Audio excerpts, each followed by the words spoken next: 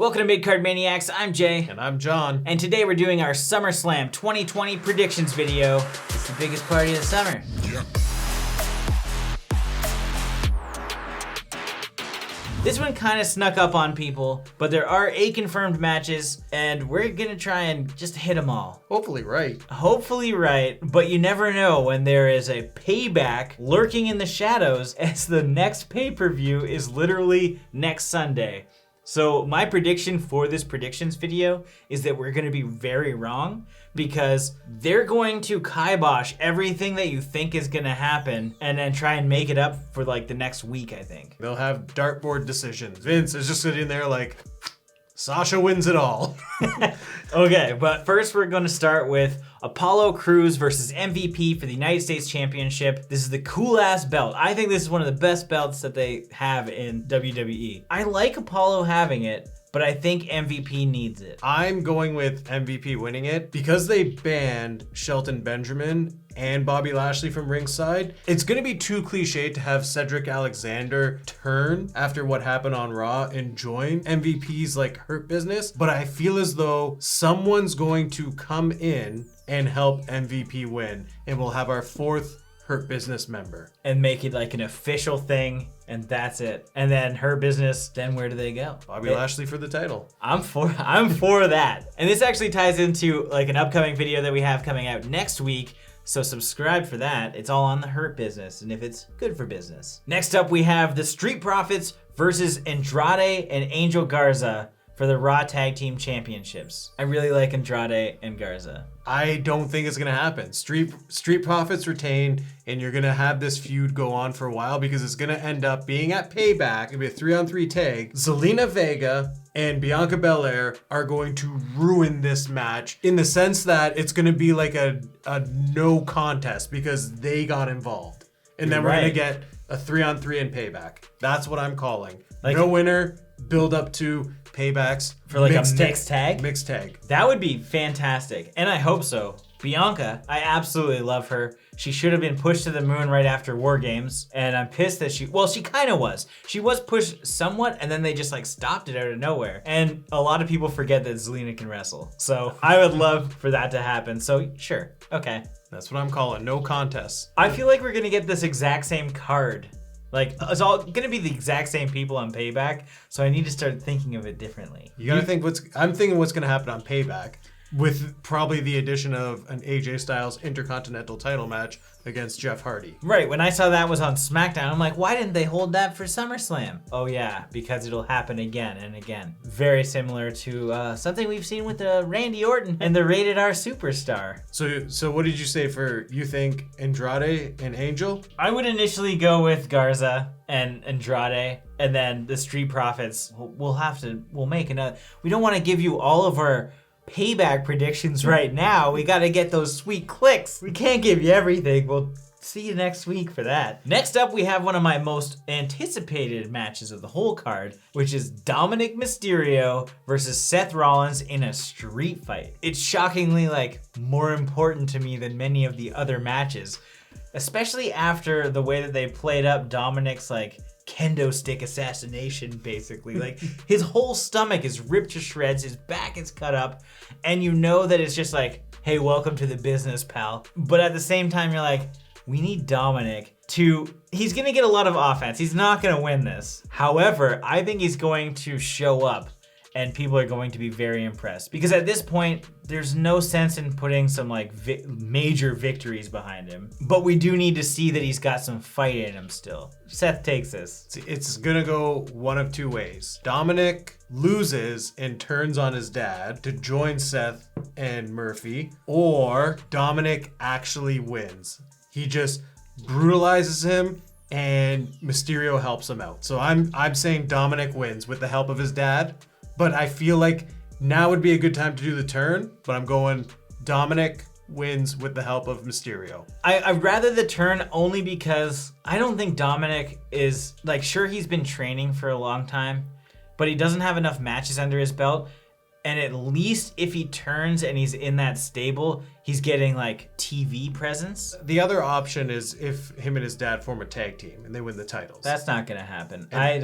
and then the turn. I'm going with my gut, and I'm gonna say that Dominic wins with the help of Mysterio. Next up, we've got Sonya Deville versus Mandy Rose for a hair versus hair match. Haven't seen one of these in a while. First of all, I want to say like it is absolutely terrible what happened to both these women because Mandy Rose was at Sonya Deville's house on the weekend when an intruder tried to kidnap her. I'm sure you all already know this, but the fact that they need to now perform like just a few days later, that's got to be super stressful. Yeah, it's a traumatic experience. I can't imagine, but I'm happy that Sonya is finally getting a singles pay-per-view match. This is her first singles pay-per-view match ever. She is one of the most slept on, in my opinion, in WWE. She's been consistently great in the ring. She's been improving her mic skills, which a side note, also being horror fans, we know Sean Whalen. You might recognize him from People Under the Stairs. He's a really great actor, and he was coaching Sonya for a couple years now. Even when he started coaching her,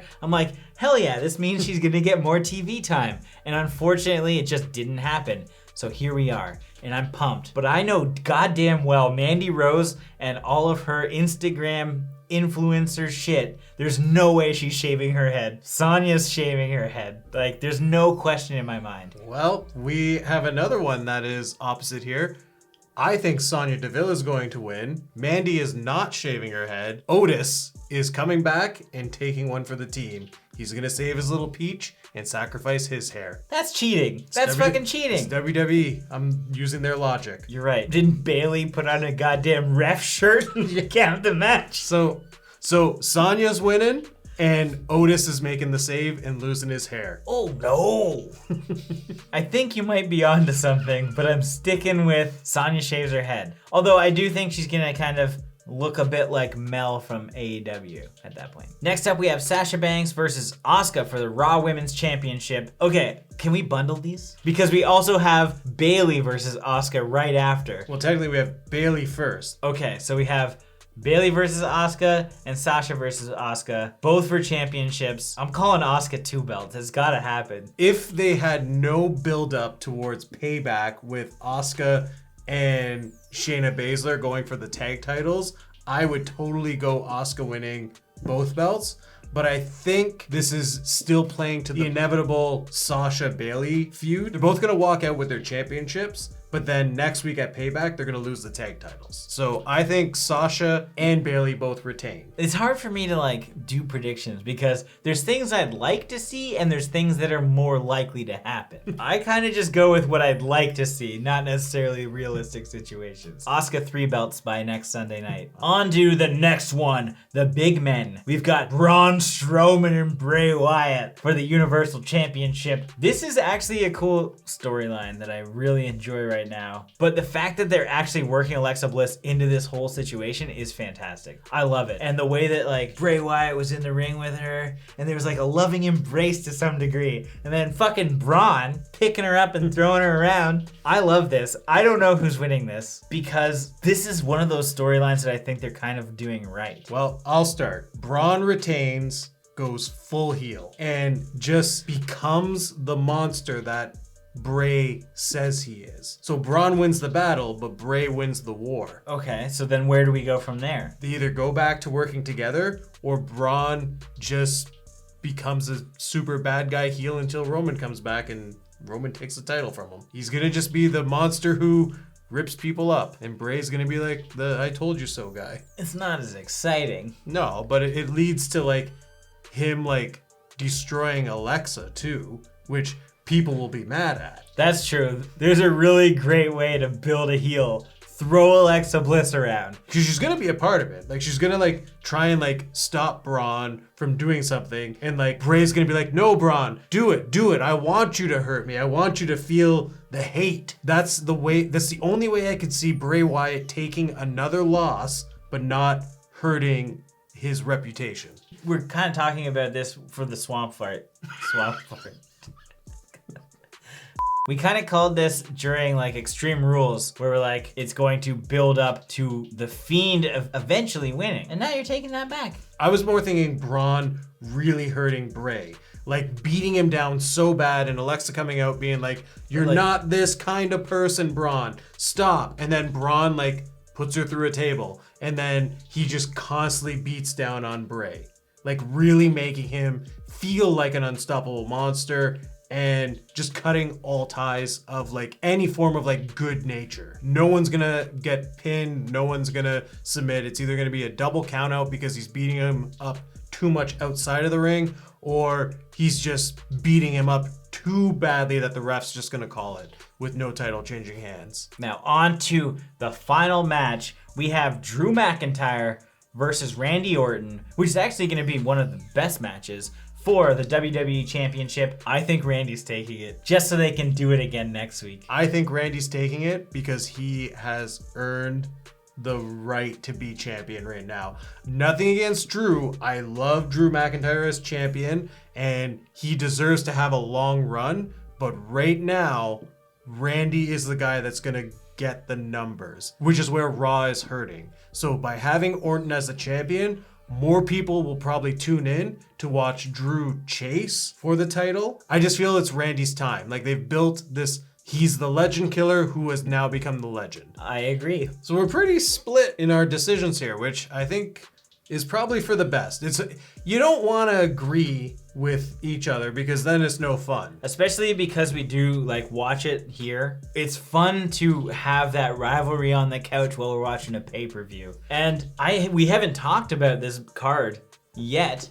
So this is the first time that we're actually talking about it, and it's interesting. John is a much better fantasy booker than I am, so he basically can predict the future. If you've seen any of my solo predictions, I got like one thing on any card right. But it's still fun for me to talk about my love for certain things, and that's what this is all about. In any case, what did you guys think? Let us know in the comments, like this video, and if it's your first time here, make sure you subscribe because we will have that Hurt Business video coming out soon.